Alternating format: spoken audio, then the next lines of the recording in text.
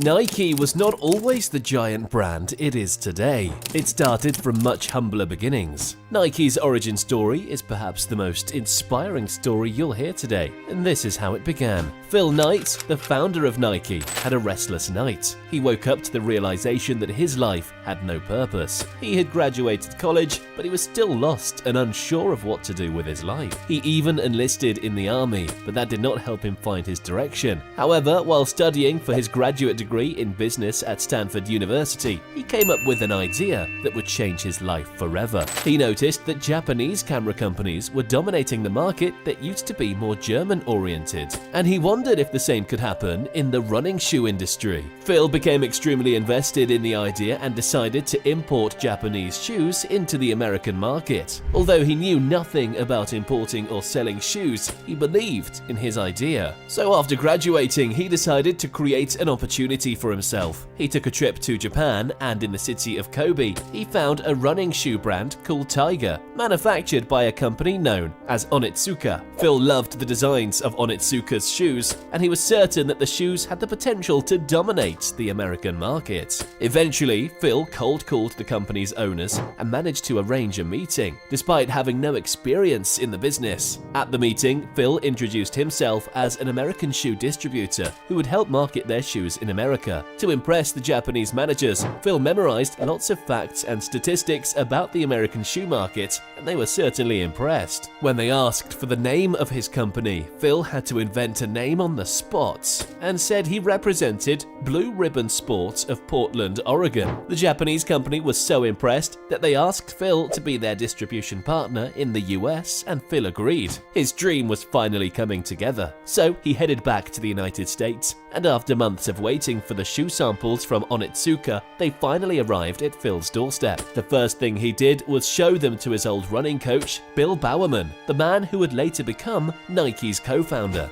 Bill was highly respected in the world of running and had always been obsessed with improving athletes' shoes, so he was naturally interested when Phil asked for his opinion on the shoes. After Phil Knight and Bill Bowerman became co-founders of Blue Ribbon Sports, they each invested $500 to order 300 pairs of shoes from Japan. Phil wrote a letter to Onitsuka asking if Blue Ribbon Sports could be the exclusive distributor of these Tiger shoes in the western United States. They agreed, and shortly after, in April 1964, a shipment of 300 Tiger shoes arrived from Japan. Now they had shoes, but they didn't have anywhere to sell them. So Phil, determined as ever, decided to sell the shoes himself. He began going to track meets and running clubs, selling the shoes from the trunk of his car. To his own surprise, he was able to sell out all 300 pairs within just 3 months. This success allowed Phil to get a business loan from the bank so they could move Blue Ribbon Sports out of Phil's parents' basement and into its first real office. However, since Bowerman still had a full-time job, Phil decided to hire the company's first full-time employee, Jeff Johnson, the man who would later come up with the company's iconic name, Nike.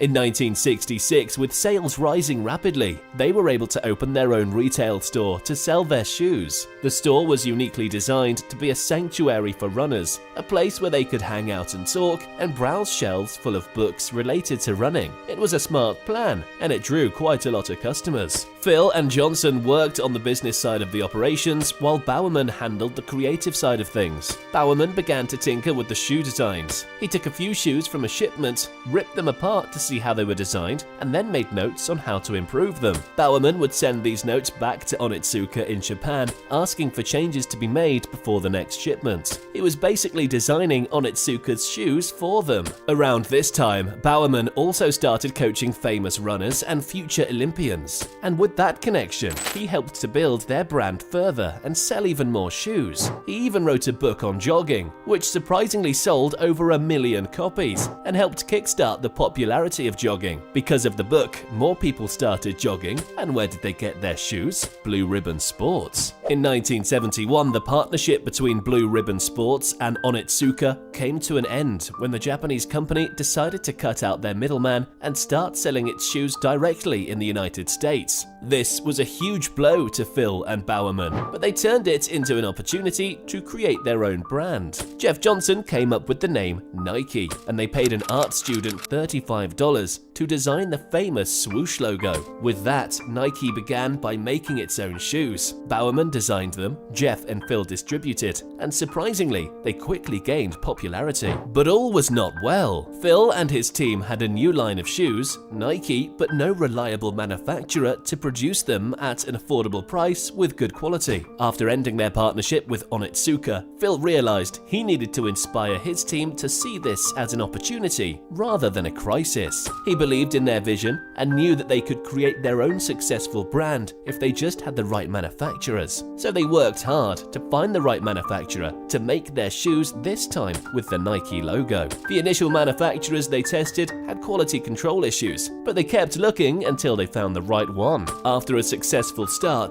Onitsuka still haunted Nike, this time with a suit for breach of contract. Nike countersued, and after settling, they officially became Nike in 1971. Nike gained massive exposure at the 1972 Olympics thanks to Bowerman, and they continued to grow their sales. Nike's success started to attract unwanted attention from their competitors, and before they knew it, Nike was hit with a $25 million bill from the US Customs Service. Their competitors had lobbied the federal government to enforce the American selling price rule, which imposed high import duties on Nike's products. Nike couldn't pay the bill, so they hired a lawyer to fight the case, and after 3 years, they were able to settle the suit, paying only $9 million.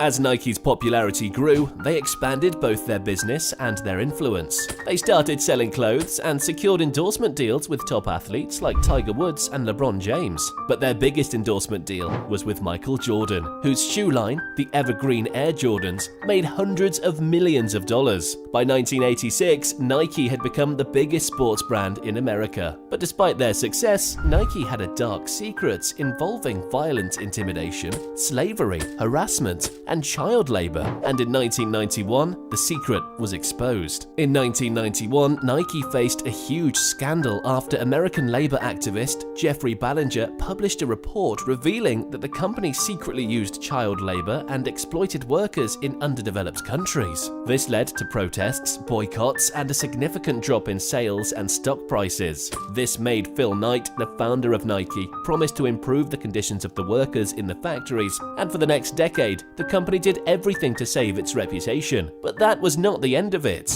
Allegations against Nike continued. In 2021, the European Centre for Constitutional and Human Rights filed a criminal complaint against the company, alleging that they benefited from the use of forced labor in China. But Phil Knight argued that other multinational companies also use overseas labor with questionable conditions. In 2018, after Nike launched a new ad campaign featuring former NFL player Colin Kaepernick, who was a controversial figure due to his protest against racial injustice and police brutality in America, there was a 2.5% drop in the company's stock price and boycotts. But that same ad gained support from millions of people around the world and ultimately resulted in more attention and profit for Nike, not to mention an Emmy Award for the most outstanding commercial. Nike is now worth $182.18 billion. But looking back at its humble beginnings, it's truly inspiring to see how far the company has come and how Phil Knight's persistence and determination paid off. Phil has recently retired as CEO of Nike, but the company is nowhere near done. Nike's and Phil's story are inseparable. The story of how a man with no experience built the biggest sports brand in the world, and will continue to inspire everyone who hears it to take that leap of faith, pursue their crazy idea, and just do it.